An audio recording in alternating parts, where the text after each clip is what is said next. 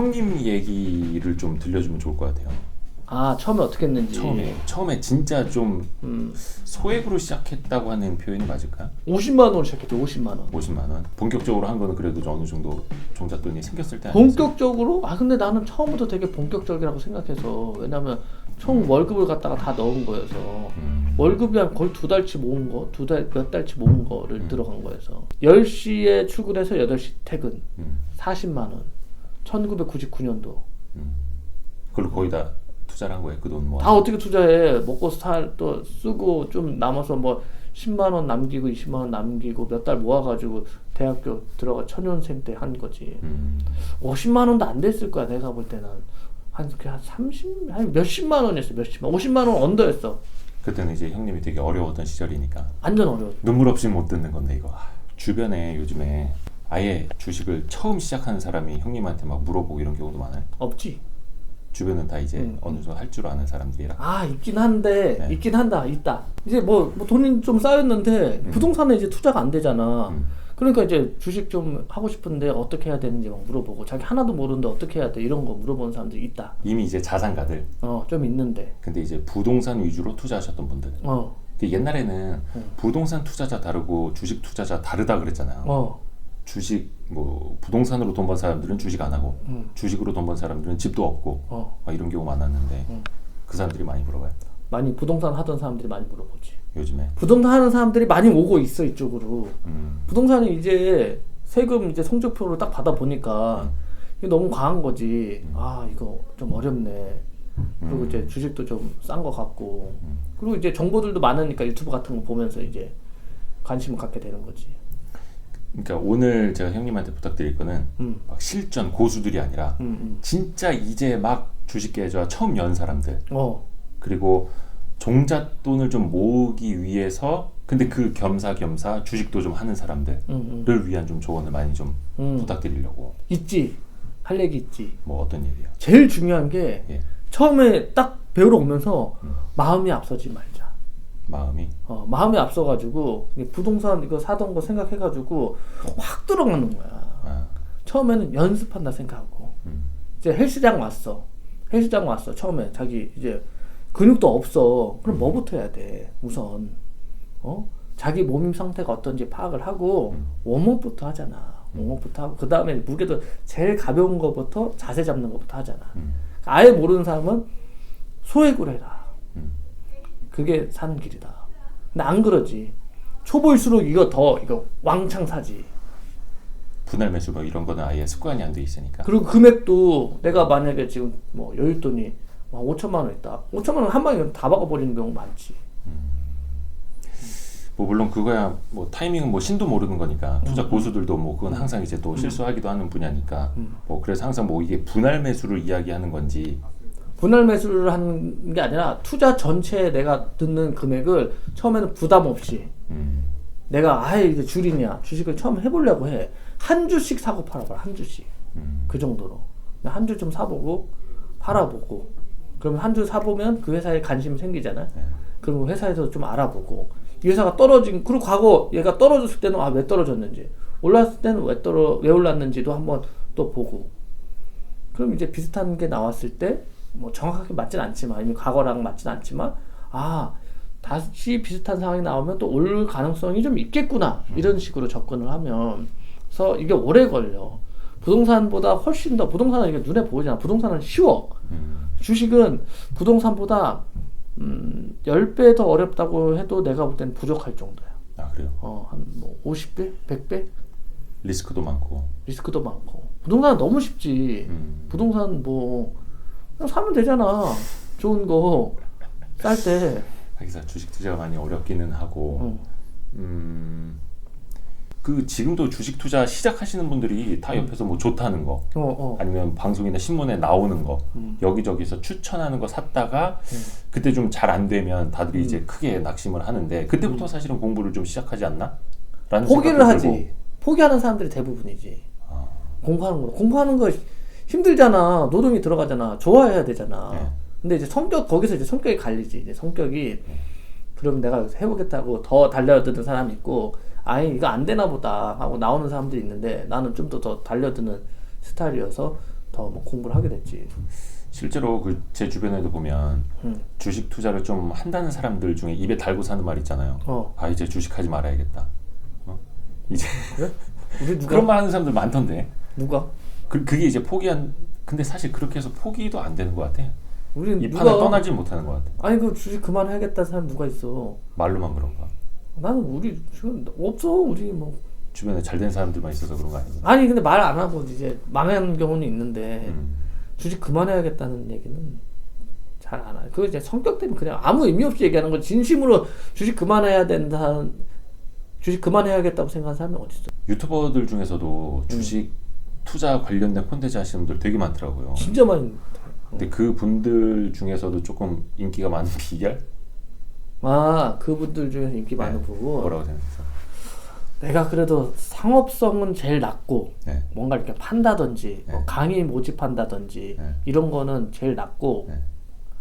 거기에 비해서는 그 퀄리티는 제일 높지 않나. 개그 쪽으로. 그리고 내가 볼 땐 투자를 그 주식 방송도 사람들 많이 나오는데 보면 알거든. 이 사람 투자했는지 안 했는지 얼마나 했는지 알거든. 그리고 다 알잖아. 우리 네. 바닥 좁아 다 알잖아. 어느 정도인지. 그러니까 투자를 해본 적이 뭐 부동산 뭐 하다가 막 부랴부랴 막 이거 뭐 주식으로 넘어온 사람도 있고 투자 안 해본 사람들이 되게 많이 하더라고. 그래서 카페 개설하고 거기서 뭐 팔고 뭐 강의 팔고 뭐 그런 분들이 많죠. 거의 그게 90 몇 %지. 유사 투자 자문 하시는 분들 특히 많고. 유사가 많고 그러니까 돈이 목적인 사람들이 대부분 많고 그러니까 투자를 알려줘야 되겠다는 것보다는 투자를 알려주는 척을 하면서 그것 때문에 온 사람들한테 돈을 이제 챙겨야겠다는 사람들이 거의 대부분이던데. 그거를 주린이 여러분이 보고 판단을 하실 수 있을까? 그걸 못할 이 거야. 사람은 유사 투자 자문업자 같다. 그러니까 누가 이 사람이 투자를 좀 잘 했고 이 사람이 상식적인 얘기를 하고 비상식적인 얘기를 하는지를 구분을 잘 못하는 경우들이 많이 있더라고. 그래서 나도 그런 거 하면 돈 많이 받을 수는 있는데 그냥 별로 그렇게까지 돈 벌고 싶지는 않고 나도 아직도 진짜 투자로 돈을 벌고 싶지 뭔가 다른 뭔가 부수입으로 막 돈을 땡기고 싶지는 않아요. 그리고 나는 이미 유튜브를 할 때 그래도 먹고 사는 걱정은 좀 해결되는 케이스였어. 하고 나왔는데 다른 사람들은 그렇지 않아 보면. 아니 투자를 그렇게 잘하고 하는데 나이도 40, 50 정도 됐으면 먹고 사는 것 정도는 해결이 되고 나와야 되는 거 아닌가? 근데 그것도 안 된 사람이 주식 방송 하는 건 좀 뭔가 그렇잖아. 주식으로 뭔가 누굴 가르쳤다는 거. 니가 까림이나 잘해. 나는 그 얘기를 하고. 우리 냉철님이야 뭐 원체 좋아서 하시는 유튜브고 사실 좀 개그 유튜브로 이제 성공하시는 게 그 꿈 중에 하나여서. 아니 꿈은 아니 그냥 하는 거야. 뭐 이미 성공했죠. 뭐. 아니 나는 이게 개그 유튜버로. 그 주식 고수들한테 저는 예전에 그런 거 많이 물어봤어요. 무슨 책을 봐야 돼요? 무슨 책을 보면 이제 잘 공부할 수 있는지 막 추천해달라고 하고. 그래서 저는 예전에 우리 한 10년 전에 만났을 때 거의 처음 이제 주식 관련된 책 읽었을 때가 피터 린치 관한 책이었어요. 맞아. 네, 그래서 이제 그때부터 주식 투자의 그 성공 지름길이자 지표는 구두 뒷굽이 얼마나 빨리 닳는가에 달려 있다라는 생각으로 지금까지도 있거든요. 그러니까 본인의 처음 시작이 되게 중요하잖아요. 형님도 약간 그러셨어요? 처음에 접한 문화라든지 철학이라든지 이런 거. 아니 나는 조금 그거랑 좀 다르고 나는 운이 좀 좋았지. 네. 알다시피 10년 전 나 때 딱 왔을 때 주변에 원체 고수들이 많이 있었어. 배울 만한 사람들. 배울 만한 사람들. 사실 배운 것도 있고 또 따라 산 것도 있고. 그러니까 나는 여기가 좀 특별하게 좀 좋은 물에 있었어. 근데 이 좋은 물에서도 센스가 없고 그런 사람들이 있어. 아니 가르쳐줘도. 왔는데 아니야 이건 가르쳐 주는 게 아니라 이게 눈치 같은 게. 그냥 내가 보면 진짜 주식파는 될 놈 될 안 될 아니야. 될 놈은 되고 안 될 사람은 안 된다. 여기서 되게 중요한 거. 매사기라고 하잖아요. 뭔가 이 매매의 기운 그리고 돈이 이 사람을 따라다닌다는 사람들. 이 사람은 어떻게 해서 훅 들어갔는데 그게 저점이었고 확 팔았는데 그게 고점이었고 사실 그런 사람들이 있어요. 그 저도 주변에 보면 야 진짜 저 사람은 돈이 따라다니는구나 라고 느낄 때가 있고 저 같은 경우도 야 나는 진짜 똥손이구나 이런 느낌이 올 때가 많은데 그게 뭘까? 무슨 차이일까? 나는 그거 오늘 그거 난 너무 잘 알 것 같아. 이렇게 보면 뭐야? 그게 실력이 운이에요, 뭐예요? 실력이야. 이렇게 보면 보여. 이렇게 보면 있잖아 마음이 급하고 똑같은 정보를 이렇게 들었단 말이야. 그러면 그걸 가지고 딱 해석을 해가지고 시장에 대입을 해가지고 예를 들면 나 이제 여의도 와가지고 이제 큰 손들 있고 어떤 종목을 막 이 형들이 좋아하는 눈빛이 보여. 그럼 그 형들이 사겠지. 그러면 딱 보면 알잖아. 회사가 어느 정도 가치가 있는지. 사면 되는데 자기만의 뭐 고집을 부려. 안 사. 그러다 올라가면 뒤에 늦게 사. 그 심리가 그렇거든. 심리가. 좋게 말하면 검증이고 그렇잖아요. 아, 그렇지. 그럼 이거는 일종의 그 얄팍한 얘기인데 혼자서 해도 내가 볼 땐 마찬가지인 건데, 이게 보면 안 되는 친구들은 보면 쌀 때는 또 안 사. 근데 가는 거 추세 추정로 갖다가 남들, 이게 일종의 우리가 주식이 투자지만 이게 한국 시장에서 단기적으로 보게 되면 약간 그 도박성이 좀 있어. 심리 그쵸. 게임이란 예. 게 있어. 매매가 원체 쉽다 보니까. 예. 근데 상대방의 이 마음, 시장 참여자들의 마음을 좀 파악을 해가지고 시장 참여자들이 이제 과열돼가지고 좀 우르르 매수가 들어왔다. 그리고 더 이상 매수할 사람이 없을 것 같은 데는 좀 팔아주고, 그리고 반대로 시장 참여자들이 과도하게 반응해서 막 주식을 막 팔아가지고 주식은 떨어졌는데 더 이상 빠질 데가 없으면 좀 사주고 이래야 되는데, 그때가 이제 확실히 확률은 올라가. 그때 이제 회사가 어떤 컨디션을 내냐, 어떤 실적을 내냐 하는 것도 이게 복합적으로 들어가는 건데, 기본적으로 회사에 대해서는 알아야 되는 거고, 이런 것도 심리적인 것도 알아야 되는데 거꾸로 한다니까. 대중적으로.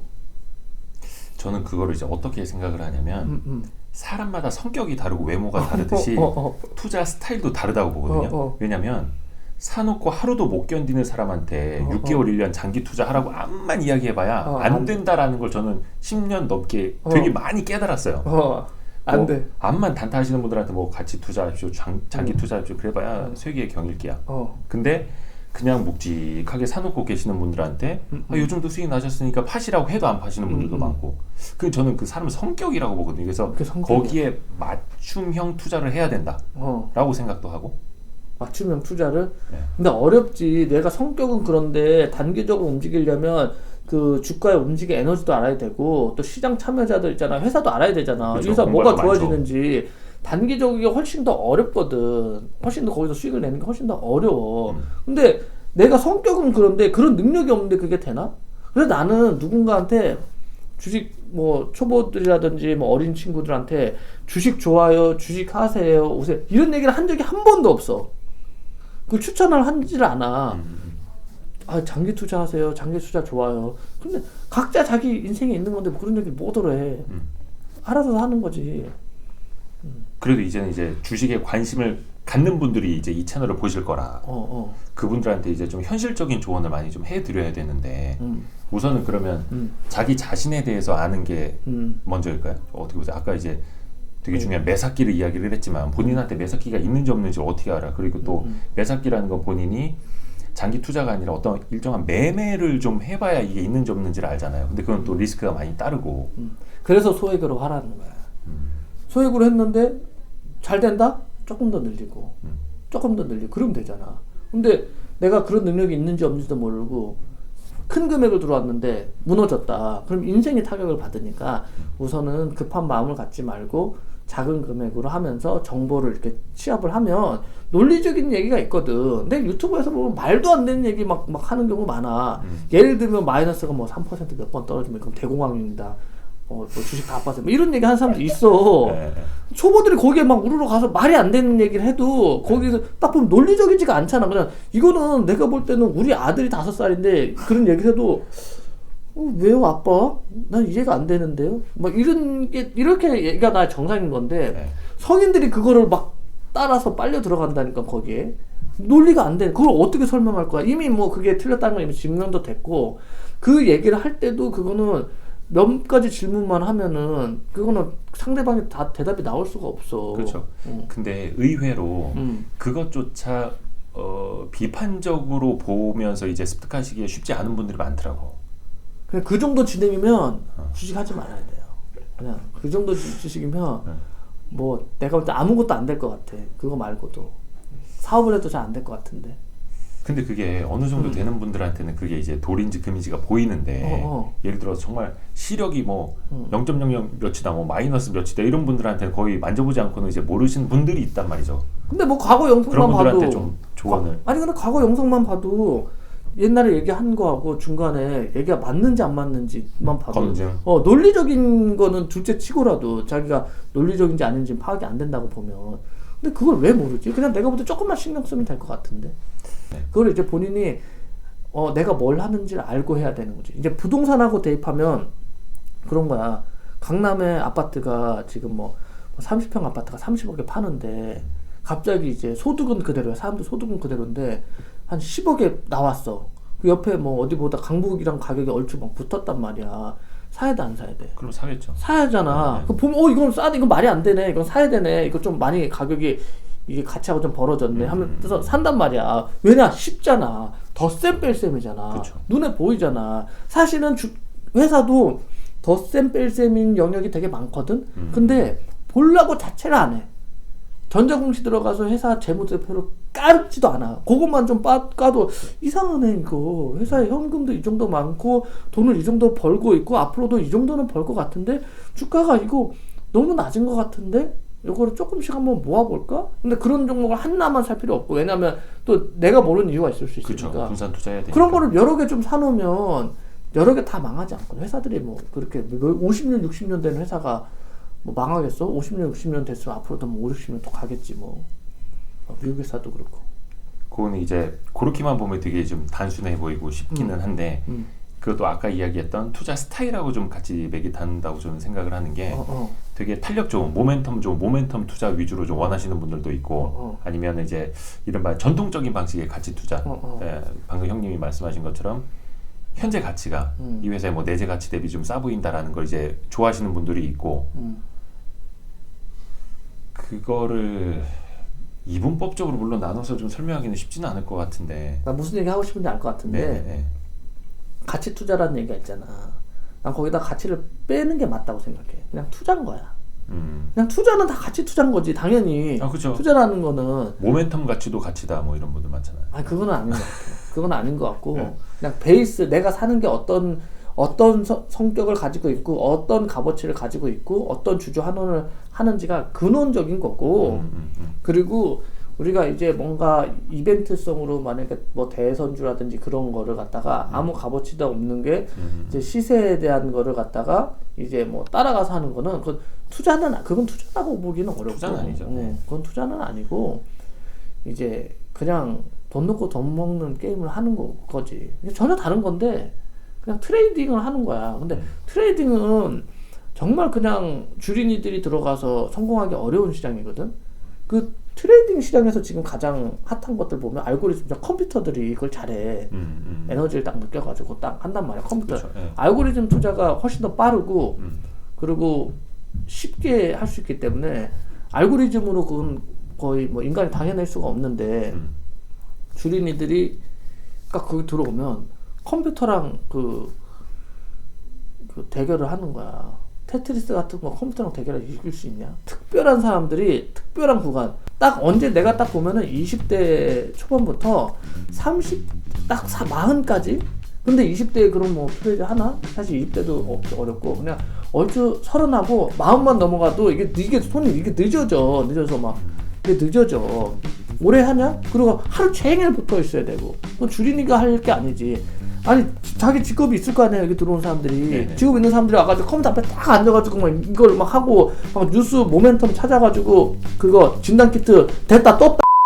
직장인들 중에 그런 분들 많아요. 요즘에 이제 MTS가 워낙 잘 돼 있으니까 화장실 가서 매매하고 뭐 담배 피러 나가서 매매 이런 분들 진짜 많아요. 그렇게 하잖아. 네, 계단 트레이딩. 나가서 매매하고. 근데 컴퓨터도 아니고 MTS를 가면 또 늘 이걸로 갖다 돈을 번다고.